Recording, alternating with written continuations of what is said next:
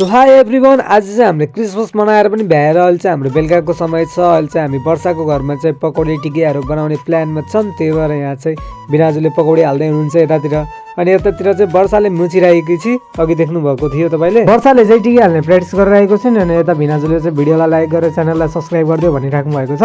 तपाईँहरू मेरो च्यानलमा नयाँ हुनुहुन्छ भने सब्सक्राइब हानिदिनु, किनकि अब 1K पुगाउनु पर्छ यो वर्षमा। अनि यता साइडमा बसन्त चाहिँ पुरा गाना लाउँदै नाचिरहेको छ।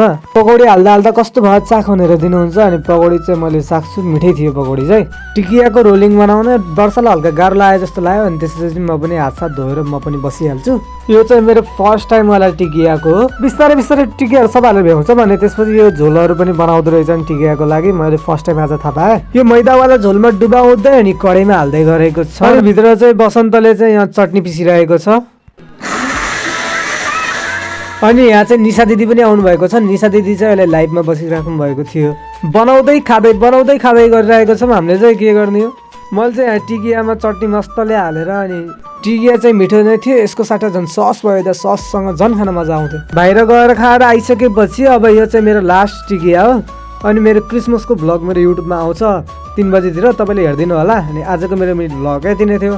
By, Manchester.